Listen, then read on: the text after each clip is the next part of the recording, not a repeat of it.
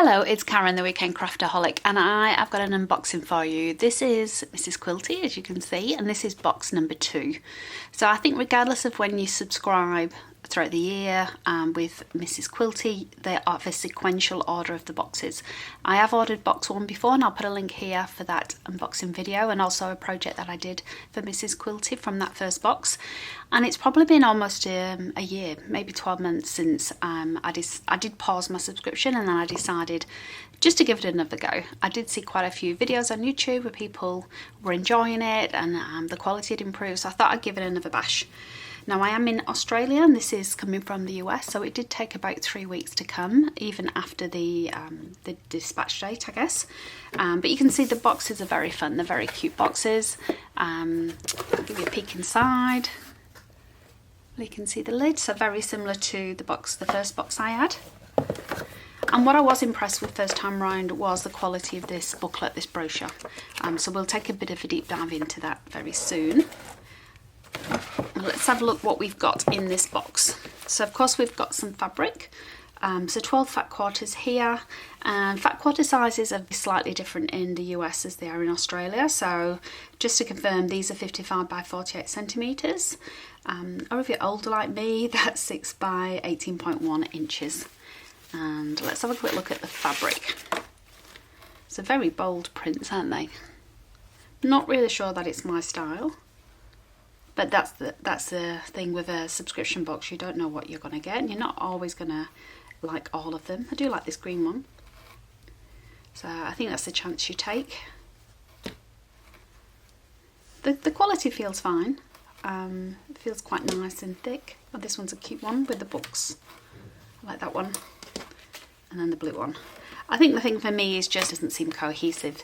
These colours don't really work together for what I would normally put together. But if you're looking for a scrappy look, or maybe you know, from your point of view, you do see a bit of cohesion. Maybe it's just the fabrics are just a little bit scattered here, there and everywhere with the colours. Can't say I'm overly in love with the fabric in this particular box, but we're not always going to enjoy that, so that's absolutely fine. So yeah, so these are our fabric choices, so 12 of those. Now this box was, I think it was $35 US, so that with shipping that came to about $70 for me, or $75 for me. So let's have a look what we've got. I like the fact they've got it in this little bag, although not necessarily real for me. I'm not going to reuse this. And we have got a Friction light pen. It's a natural colour. Okay, so I do have heaps of Friction pens. I don't believe I've got a light colour. Let's see, because I did buy a set of these off Amazon.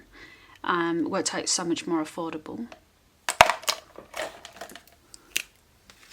And I don't know if you can see or not, but it's actually got quite a thick nib on it, almost like the highlighters, and it's coming out green. So I'm not sure what's natural about that, but I'm interested to see how it will actually, how it's actually going to show up on these fabrics.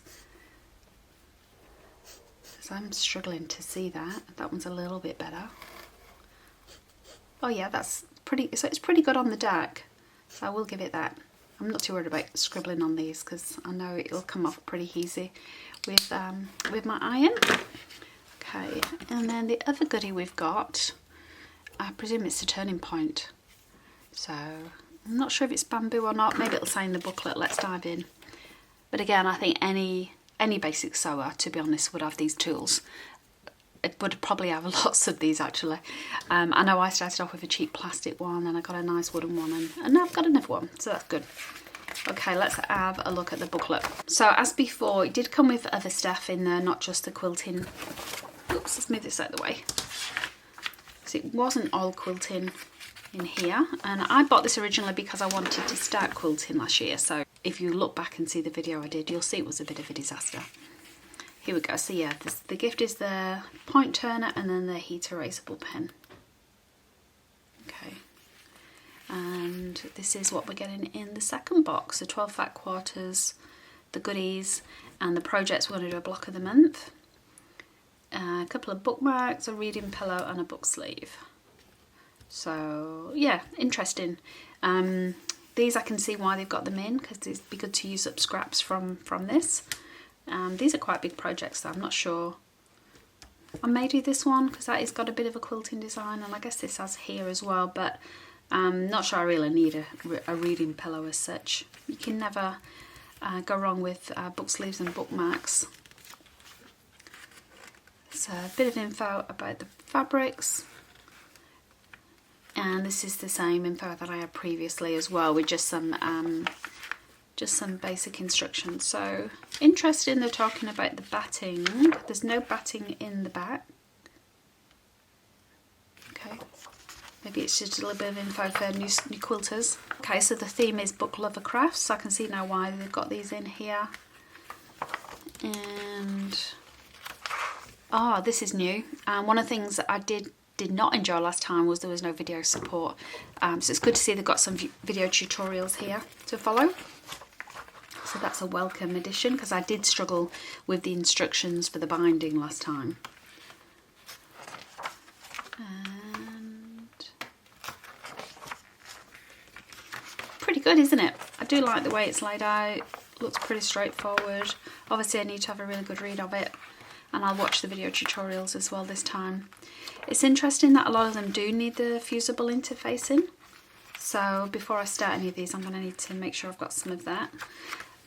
Again, I would expect if you're ordering a subscription box, you know, they could have, instead of putting maybe the point turner or the pen in, I would have appreciated the fusible interfacing, to be honest, and I could get straight into these projects. And there you go. So we'll see how I go. I am going to make some of these projects. I'll definitely try the block of the month. These we'll see. And then I'm going to add these to the end of this video before I upload it, so you can see the projects in the same video as this unboxing. That's the first part of my video. I'll be back very soon showing you the projects that I do. So as I mentioned earlier, I decided I would stick a few of these projects at the end of this video just so you can see how I went with those, just in case you're considering purchasing this box yourself. I should have called out earlier in the video, actually, I'm not affiliated in any way with Mrs. Quilty.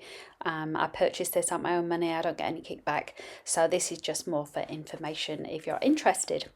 So you can see I did decide to go with the fabrics in the kit. To be honest, I was tempted not to, because I thought it might be worth just leaving them as solid fat quarters.